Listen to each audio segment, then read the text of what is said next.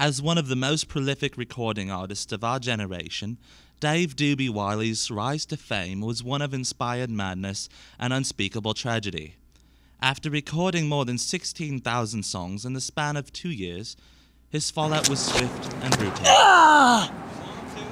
1, 2, 3, 4. Flip flop flop the flip the flop flop and flop flop dibbly blow. Flop flop doob dop dib lop dib lop dib lop dibbly blow. Flop flap dib lop dib lop dib lop dib. Well, it's not like I was curing cancer or anything. It's more... It was these sweet melodies I picked up while I was on my travels through Eastern Europe, the Himalayas. He really brought in these huge crowds, like 10 to 20 people every night. Yeah, it was the thing about Doobie's music, his dependence on rustic lo-fi recording techniques combined with his penchant for Bolivian folk music that really led to a kind of renaissance in the singer-songwriter genre. I first saw Dave "Doobie" Wiley, I call him Dub Dub. First saw Dub Dub a few years ago when I was attending a pretty interesting Dragon Ball Z convention. I, of course, was dressed as Goku. And I went outside to get a little fresh air, and I saw this place called the Rooster's Crow. And I was a big MST3K fan at the time, so anything with Crow ain't really piqued my interest. So I saw him, and I went in there. He couldn't even play instruments at the time. He was just making all the music kazoo style with his mouth. The women were pouring in. So you guys slept with him, right? Yeah. So with the men, I didn't like them too much. It's good times with me and the Doob, you know. Guess I really owe my singing career to the Doob.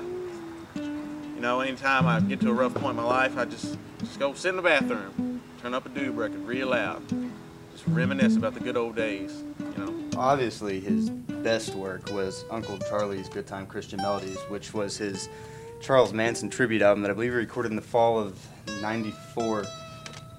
Being his 357th release, I mean, he really at that point started to show some maturity. This song was inspired by the Doob.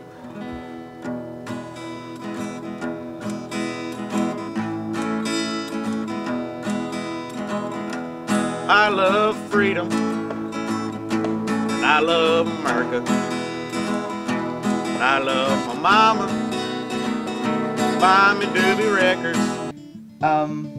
There was a lot of drugs, there was a lot of STDs, and basically I thought that I needed a new outlet, and so I turned to spirituality, and that's why I met Tajish.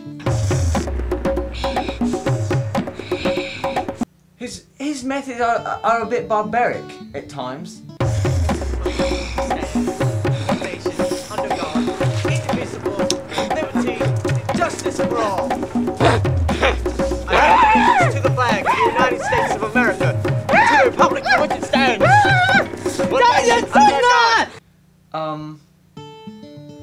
He does things that, to the normal eyeball, it might seem a bit strange, but really, he's a genius.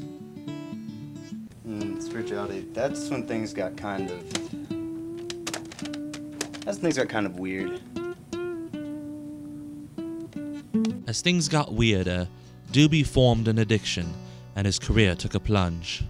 I called my manager Hank, and I asked him to get me lots of plush toys, specifically Rainbow Bright. I said, get me Rainbow Bright, I want to drown in Rainbow Bright. My name's Bill. What's your name, Mr. Rhinoceros? Is? My name is Rodolfo, the Rhino. Ooh, I sure do like to hit you with my big horn. No, don't you hear that horn? What are you doing in here? Oh, good God, get away from me, you wanker! This is my privacy, please, God! What's wrong with you people? The Doob? Nah. I don't believe it.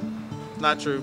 After his vicious downfall, Doobie Wiley began to experience money problems. Right now what I'm doing to make money is, on the side I like to sell Mary Kay products. I believe that it is a very strong brand, a nationally known brand that delivers quality products to women. Also, I write jingles for commercials. Do you have a dying family member who has a fat inheritance you just can't wait to get your hands on? Yeah, I wish there was something I could do. And there is! Just use It's Not Dead Yet, our patented new nasal blocking system, guaranteed to be a check for life. Goodbye, Grandma.